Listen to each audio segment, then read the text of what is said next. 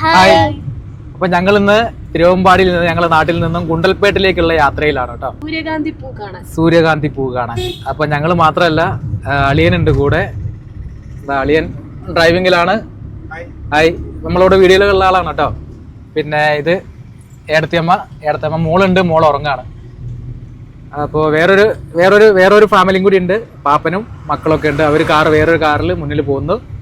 അപ്പോൾ ഞങ്ങൾ ഇങ്ങനെ വയനാട് ചുരം കയറിക്കൊണ്ടിരിക്കുകയാണ്. ഏകദേശം ഒരു ആറാം വളവിലെത്തി. വയനാട് നല്ല കോട കേട്ടോ. അന്ന് ഭയങ്കരമായിട്ടുള്ള കോടയുണ്ട്. നമ്മളെ വയനാടിന്റെ ഒരു പ്രത്യേകത എന്താ പറയുക നിനക്ക്? എന്താ പറയ്.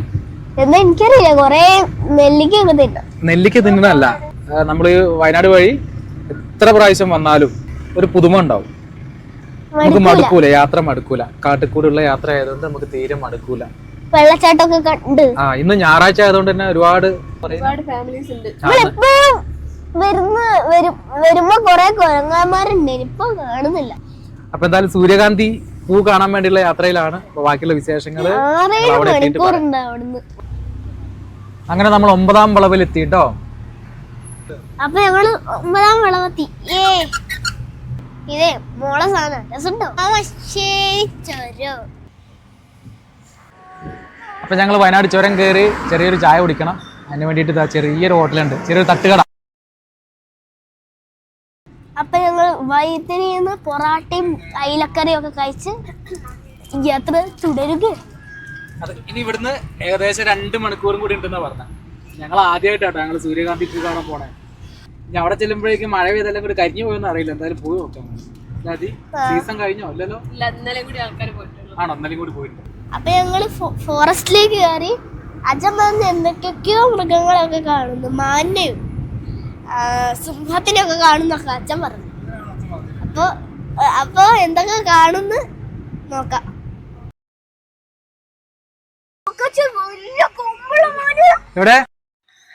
ഞാൻ ആദ്യമായിട്ടാ ഇങ്ങനത്തെ മാനൊക്കെ നേരിട്ട് അടുത്തുനിന്ന് ഇങ്ങനെ കാണുന്നത്. അപ്പൊ നമ്മള് രാവിലെ 9 മണിക്ക് വീട്ടിൽ നിന്ന് ഇറങ്ങി. ഇപ്പൊ സമയം എത്രയായി അറിയോ? 1 മണിയായി. എത്ര മണിക്കൂറായി? 4 മണിക്കൂർ യാത്രയായി. സൺഫ്ലവർ. അപ്പൊ ഇവിടെ എന്തോ ഒരു ചെറിയ ബ്ലോക്ക് കുടുങ്ങിയിട്ടുണ്ട്. വണ്ടിയൊക്കെ വരി ചെക്ക് പോസ്റ്റ് ആണെന്ന് തോന്നുന്നത്. അതെല്ലാം ഭയങ്കര ബ്ലോക്കാണ്. പുറകിലും കുറെ വണ്ടികൾ വരുന്നുണ്ട്.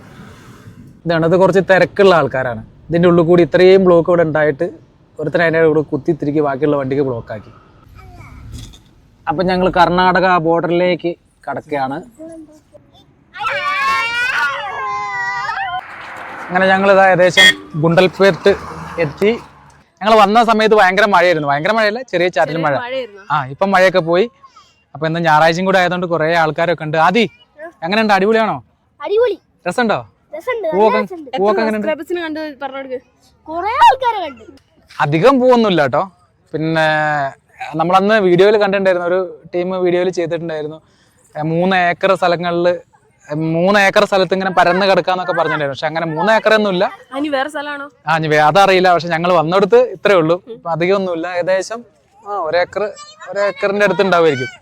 അത്രയൊക്കെ ഉള്ളു. പിന്നെ സൂര്യകാന്തിയും പിന്നെ അതുപോലെ തന്നെ മറ്റേ പൂവിനെന്താ പറയാ? ചുവന്ന പൂവ് ചെണ്ടുമല്ലി പൂവാണ്. മനമനത്തൊക്കെ പറിച്ചു പോവോ കുറച്ച് കഴിയുമ്പോഴേക്ക്?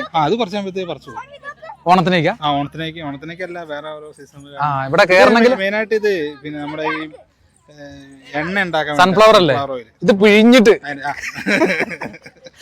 തമ്പുരാനറിയാം. അപ്പൊ പിന്നെ ഇവിടെ കേറണമെങ്കിൽ ഒരാൾക്ക് 20 ഉറുപ്പിയാണ് കേട്ടോ. അതാ പറഞ്ഞ സൂര്യകാന്തി വേണം. അതൊക്കെ വെറുതെയാണ്. കുട്ടികൾക്ക് പൈസ വേണ്ട. വലിയ ആൾക്കാർക്ക് ഒരാൾക്ക് 20 ഉറുപ്പിയാണ് ഇവിടെ കയറണമെങ്കിൽ. പിന്നെ കോഴിക്കോട് നിന്ന് വരുന്നവർക്കാണെങ്കിൽ എങ്ങനെയാണെങ്കിലും ഒരു 7 മണിക്കൂർ യാത്ര അല്ല വരുമാനെ. നമുക്ക് തിരുവമ്പാടിയിൽ നിന്ന് ഏകദേശം 6 മണിക്കൂറുണ്ട്. കോഴിക്കോട് നിന്ന് വരുന്നവർക്കാണെങ്കിൽ 7 മണിക്കൂർ യാത്ര ഉണ്ട്. പിന്നെ റോഡൊക്കെ നല്ല റോഡായതുകൊണ്ട്, പിന്നെ വയനാട്ടിൽ കൂടെയുള്ള യാത്ര ആയതുകൊണ്ടും നല്ല അടിപൊളിയായിട്ട് വരാം. മടുപ്പൊന്നും തോന്നൂല. നല്ല സുഖമായിട്ട് വരാം. ആദ്യം ഇവിടെ ഫോട്ടോ എടുക്കുന്ന തിരക്കില്ല. ക്യാമറയും കൊണ്ട് ഫോട്ടോ എടുത്തോണ്ടിരിക്കുക ആള്. ആദ്യം മാമൻ ശ്രാവൺ. ഹായ് പറയ് ശ്രാവൺ. ഹായ്. വണ്ടികൾ മാത്രമേ ഉള്ളൂ. അതെ. കൊറേ സൂര്യകാന്തി പൂക്കള്, അതുള്ള തേൻ കുടിക്കാൻ കൊറേ തേനീച്ചകള്, ഇതൊക്കെ കണ്ടപ്പോ നല്ല രസവും സന്തോഷവും വന്നുട്ടോ. കുറെ സ്ഥലം ഇപ്പൊ പൂവൊക്കെ സീസൺ കഴിഞ്ഞോണ്ടായിരിക്കും വാടിപ്പോയതാണെന്ന് അറിയില്ല. ഈ സ്ഥലങ്ങൾ മൊത്തം പൂവായിരുന്നു എന്നാണ് ഇവിടെ പറഞ്ഞത്. 5-6 മണിക്കൂർ വണ്ടിയിലിരുന്നിട്ട് സത്യം പറഞ്ഞാൽ മടുത്തു പോയിരുന്നു. ഇപ്പൊ ഇവിടെ വന്നിട്ട് ഈ പൂവൊക്കെ വിരിഞ്ഞിക്കണ കണ്ടപ്പോൾ ആ മടുപ്പൊക്കെ ആയിട്ട് പോയി.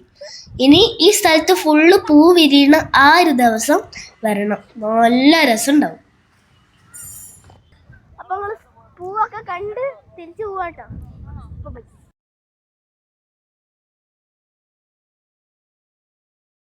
വയനാട് വഴി വരുമ്പോൾ എങ്ങനെയാ ചായപ്പൊടി വാങ്ങാതെ തിരിച്ചു പോവുക? അങ്ങനെ ചായപ്പൊടി വാങ്ങി. പിന്നെ കുറേ നാളായി തിരഞ്ഞെടുക്കുന്നൊരു സാധനമായിരുന്നു കട്ടിംഗ് ബോർഡ്. അത് ഒറ്റ തടിയിൽ തീർത്തൊരു കട്ടിംഗ് ബോർഡും വാങ്ങി. ഹായ് ഗൈസ്, അപ്പം ഞങ്ങൾ യാത്രയൊക്കെ കഴിഞ്ഞ് ചുരം ഇറങ്ങാൻ പോവാണ്. അപ്പൊ ഇന്നത്തെ ഈ കുഞ്ഞു വീഡിയോ അത്രേ ഉള്ളൂ. Tata bye bye bye bye bye. നീ മടുത്തോ? എടുത്ത് ഓക്കെ, ടാറ്റ.